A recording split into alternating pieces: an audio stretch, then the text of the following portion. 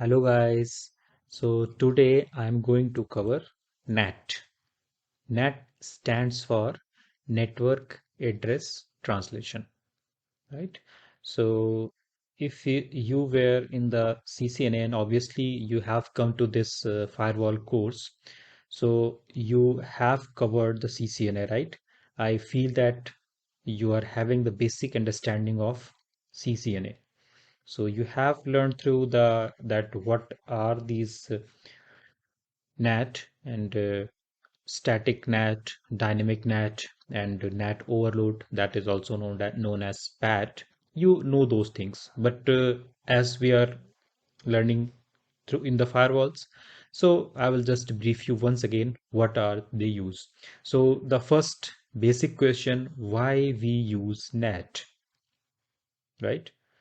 So if you have any idea, then it's okay. If not, then I tell you that what are the basic answers I see from most of the students, right?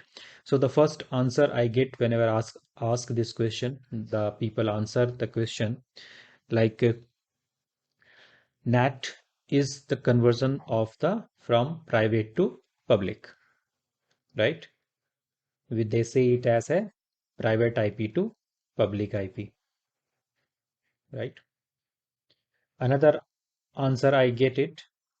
That answer is to hide IP address, right? Let's suppose you are an enterprise network and you want to hide your IP address to from the public networks. So in that case, we use NAT.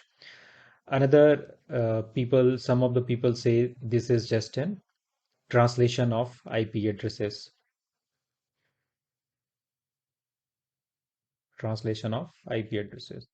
And I feel that all of these answers are correct, but that does not give the clear answer that why we use NAT.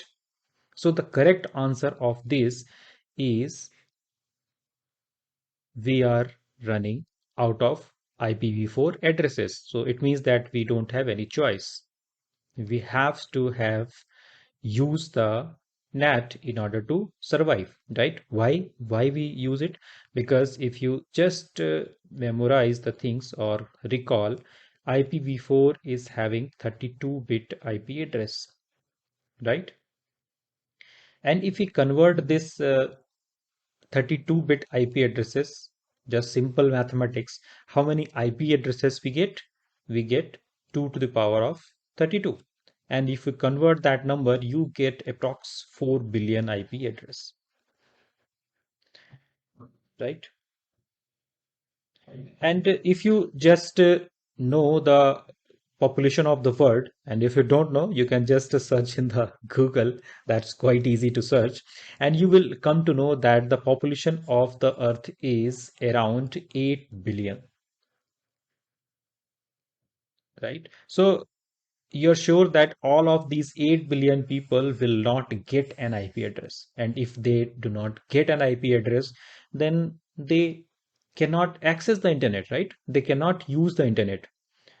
And now some of the people you might be thinking that, sir, so many guys are there that my parents are not using phone, they are not using internet. That's true that some of them, population, all of the guys are not using the internet.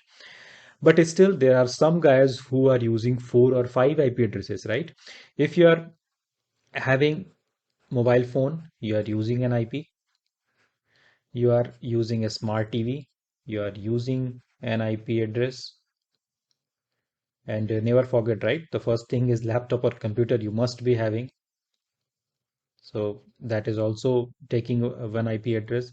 And if you are little uh, tech savvy and you are using any IoT, Internet of Things devices like security cameras or any internet running things like for the temperature or uh, internet controlled AC, then also you are using uh, then IP addresses, right? So there are was some of the people they are using so many IP addresses, but average, I think mobile phones, smart TV, and laptop are common. At least 3 IP addresses are normally used by a uh, average person. So the main thing is that we are running out of IP addresses, and the problem is that you know uh, we cannot survive. All the people cannot get the internet. So in order to sort out that problem, we just invented the thing that is NAT, and it saved ourselves. Now you try to understand that how does it save, right? So for that one, we have the concept of private IP address and the public IP address. We are having some range assigned by IANA, right? IANA is assigning the public IP addresses to everyone, and obviously we are you have to pay to get that IP. Why we pay that? Because you have to register it, and we are running out of the IP addresses. That's also one of the costs that you have to pay for to get the IP address. Once you have the public IP address, you have paid for that one, then only you can use the internet, right? And another part is that this private IP address. So in private IP addresses, you can reuse those IP addresses like 10.0.0.0 network, right? So that's how it is happening with the private and public IP addresses. So these private IP addresses, these can be used by anyone. Let's suppose you are using that IP address 192.168 that 1.10. Suppose this is the IP address of your computer right now because you are connected via broadband or your home Wi-Fi router, and the same IP addresses will be used by some else, right? Let's me give you an example. Let's suppose most of the guys are using IP addresses from one uh, broadband company. Let me take the example of Jio, Reliance Jio, that's popular in India right now, right? So they are using the network 192.168.29.0. So whoever is buying the router or the taking the connections from them, they are just getting everybody getting the IP address from this network. Now, if they want to reach to the internet, so this IP address must be translated to a public IP address, right? And then through this public IP address, they will communicate to the global world or internet. So that's how it is happening. And I'm pretty sure that you have learned these concepts in the CCNA very well. But just to remind you, in case of firewall, because we have to configure it, so you should be recollecting that information that what actually you have learned. Because if you do not remember and if you learned the firewall, right? So that's really difficult because you don't understand the concept, then you cannot implement. And even if you implement, then you just implement whatever I tell you, correct? So let me clear it and explain more. So we are learning NAT, that's fine. And what are the types of NAT? So first, the very clear criteria, that is you are aware that is a static NAT, right? So in case of a static NAT, we are doing mapping one to one, right? So we are having one IP addresses, and from let's suppose you are having that one IP address 192.168 and 25.10 or 25.1, and that is being translated to a public IP address, let's suppose 100.10.10.10, right?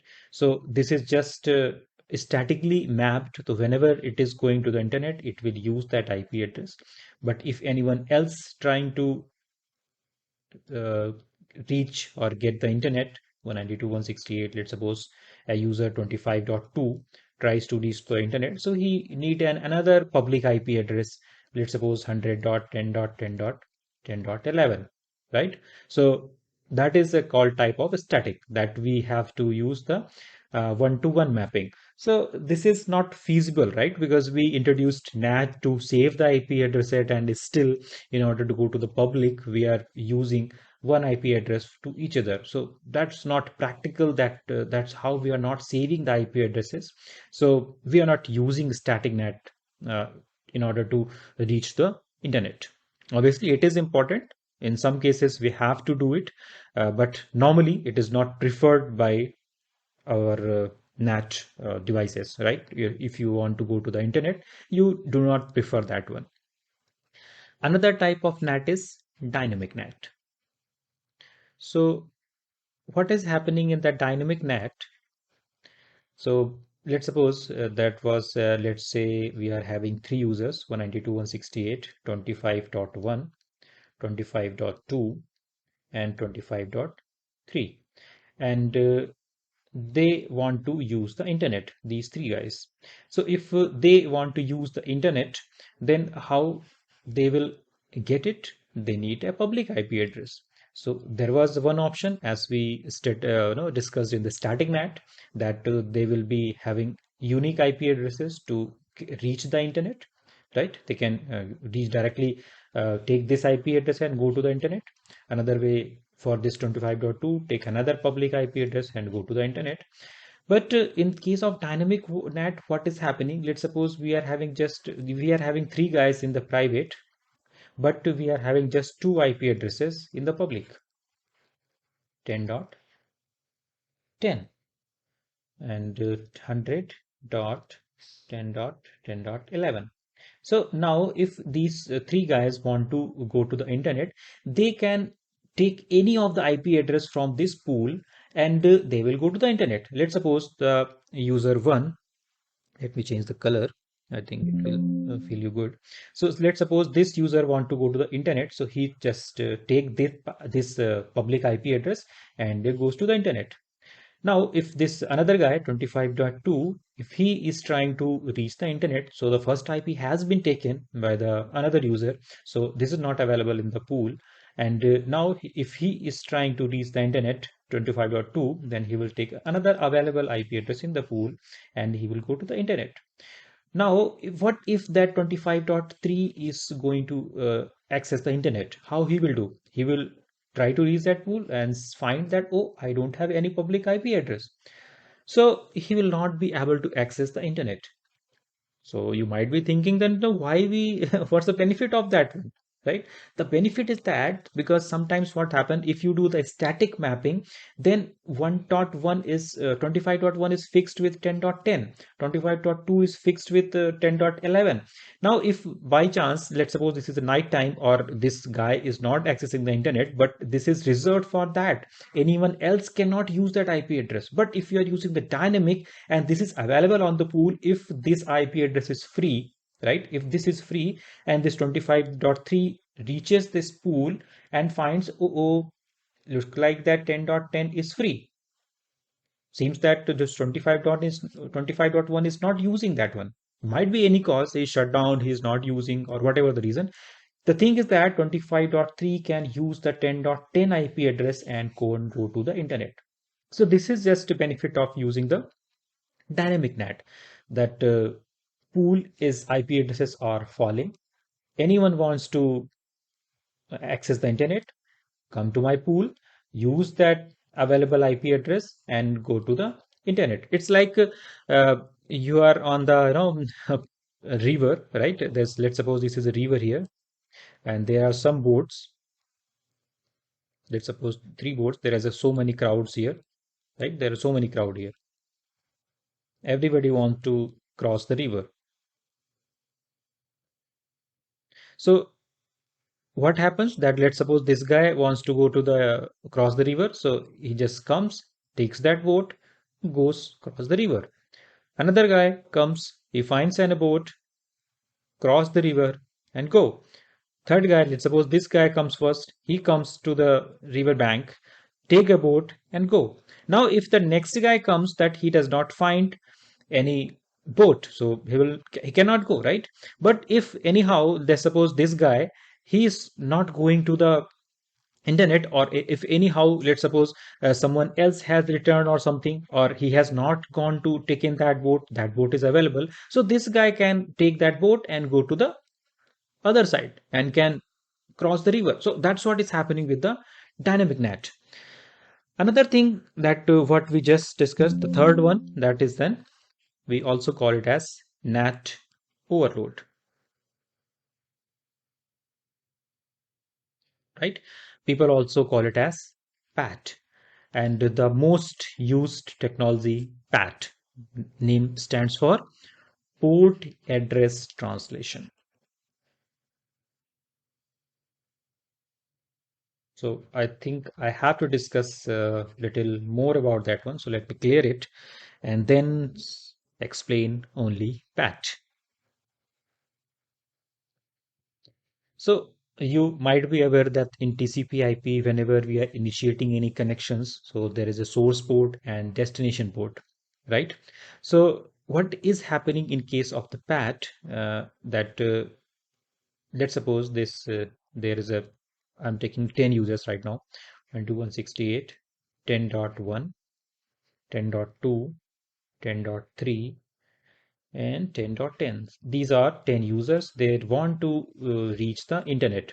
And in case of the static net, we need 10 public IP addresses to reach the internet.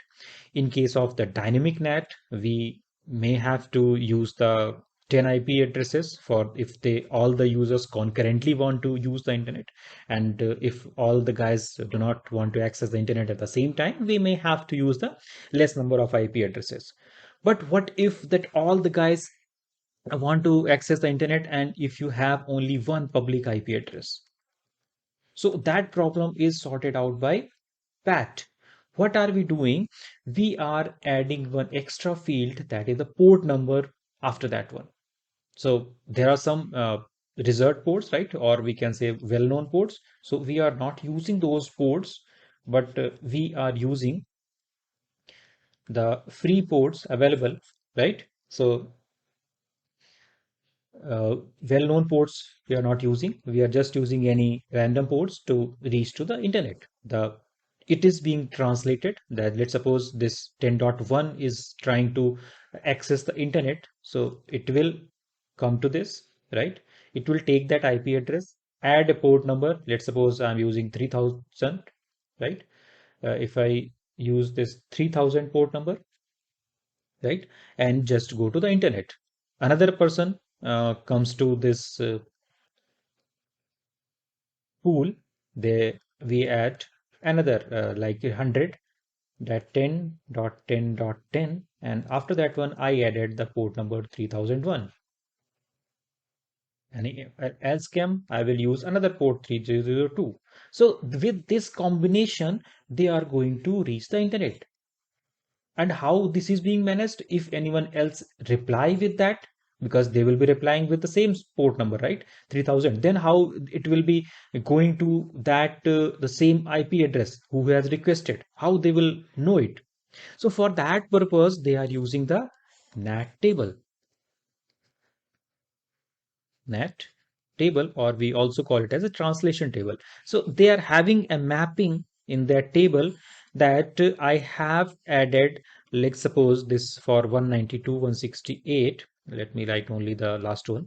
For the 10.1, I have used 10.10, 3000.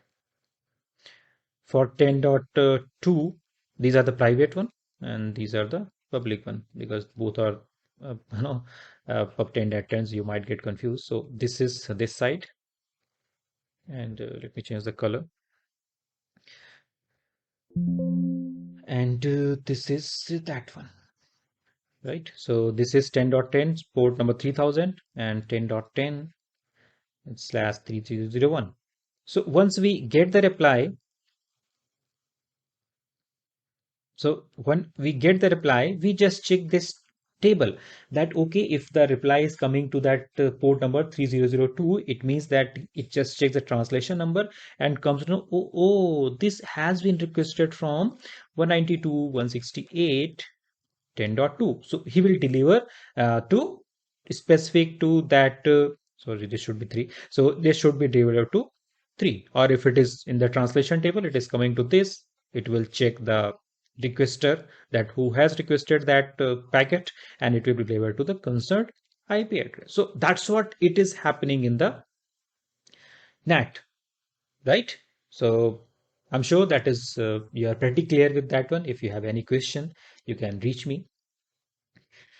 And if I talk about the translation type, right? It is being translated based the source IP address is being translated, or the destination address is being translated. So that's one more type is also called, that is called as SNAT or DNAT. So let me just explain you that as well. Let me clear this, right? So what is happening? Let's suppose we just quite clear that we are having that static NAT, dynamic NAT,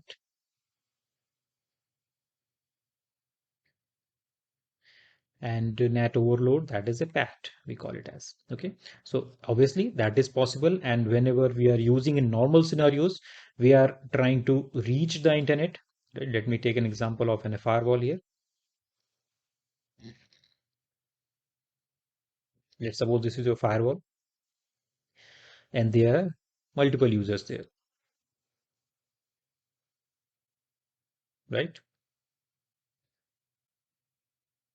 And then they are trying to connect to the firewall.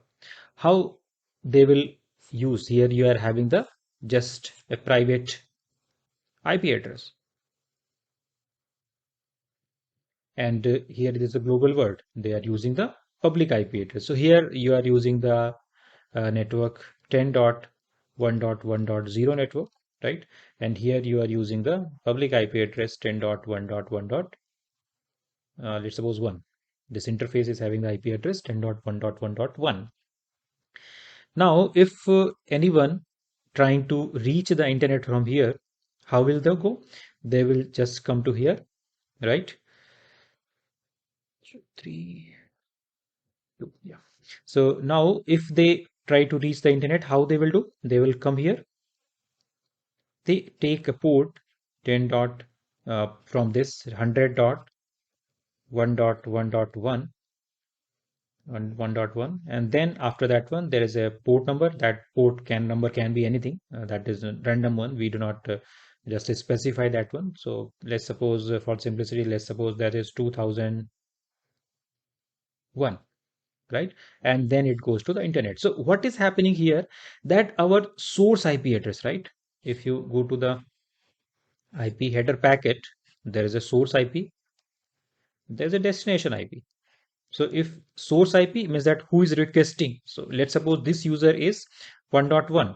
It means the IP address is 10.1.1.1, and destination IP, let's suppose it is accessing any of the server of 200.20.20.20. That is the destination, any of the web browsing server from any of the company or website, and they are trying to access that one. So what is happening here, that destination IP is not being changed, right? That destination IP, if even if it is being converted like that one, but the destination IP address will be still be the same, and that will remain as it is 200.20.20.20. So what is changing here, the source IP address is changing, right? Source IP address is being translated. So when the source IP address or the source is being translated to the another IP, then we call it as SNAT, because the source IP address is being translated. But what if that our destination IP address is being changed? You might be thinking that how the destination IP address can be changed. Let me change the scenario, and let's suppose you are having one DMZ server here. DMZ might be any HTTP server, any Apache server is there, right? That is standing here, and anyone trying to access a web page from that server. Okay, let's suppose this is your website, uh, any xyz.com, and that server is here. Anyone can access that one, correct? So how the user will come? So user will come here, they come here, and now if you want to save that IP address, sometimes you are having only one server, sometimes you are having the multiple servers, right? In the big enterprise level, they are having redundant server. They do not have just one single server. If that server goes down and they are not able to access the internet, or any services that service gets outage. So normally they are having the multiple uh, servers, or even if they are having that HTTP service here, and let's suppose they are running that FTP server, right?